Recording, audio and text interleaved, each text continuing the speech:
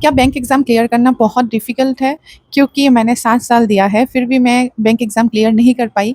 सो ऐसे बहुत सारे डीएम्स मेरे पास आए हैं। First of all I want to tell you is this कि मैंने ऐसे भी लोग देखा है जिन्होंने अपने फर्स्ट अटेम्प्ट में ये एग्ज़ाम क्लियर किया है, और ऐसे भी लोग देखा है जिन्होंने मल्टीपल बैंक एग्ज़ाम्स क्लियर किया है, ठीक है? सो नाउ कमिंग टू मैं क्यों नहीं कर पाई, ठीक है? Why I couldn't do it? To understand that, we have to look at the realities I was facing. First, I am a slow learner. जो चीज़ किसी को एक बार में ही समझ में आ जाएगा, वो मुझे एक बार में नहीं आता था, 10 बार में भी कभी-कभी नहीं आता था, 20 बार लग जाता था वो समझने में, ठीक है? फॉर एग्ज़ाम्पल मैंने जब शुरू किया था अपना प्रिपरेशन, आई रिमेंबर कि काफ़ी टाइम तक मैं सारा-सारा दिन एक पज़ल लेके बैठी रहती थी, ठीक है? तो आप उसी से अंदाज़ा लगा सकते हो।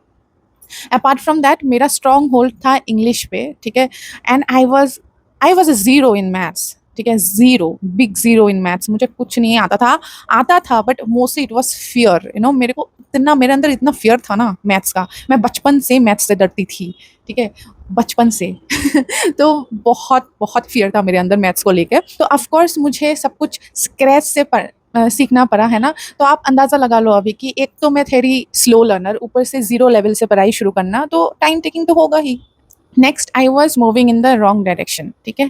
जब मैंने प्रिपरेशन शुरू किया था, काफ़ी टाइम तक मैं कुछ भी कर रही थी, ठीक है? कुछ भी, मुझे कोई डायरेक्शन पता नहीं था, मैं बिल्कुल रॉन्ग डायरेक्शन में जा रही थी।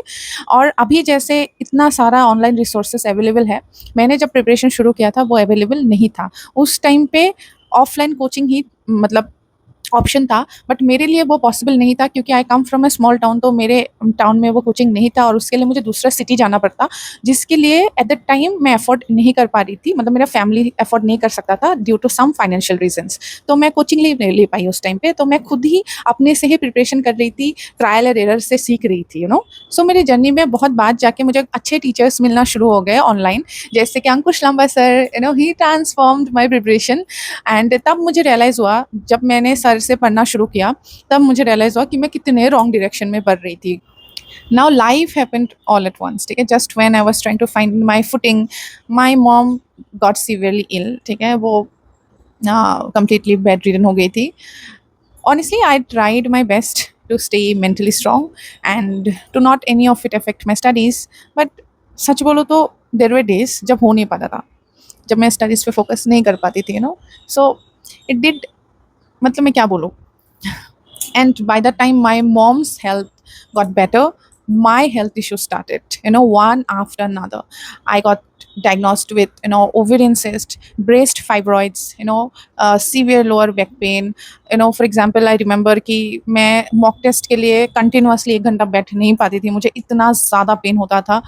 मैं the list of obstacles is long, but I'm not sharing this to give my list of excuses.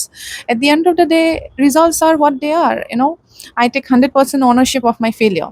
But I must say this, I didn't get the job, but the strength I built, surviving those 7 years is what today helping me to rebuild my life at 32.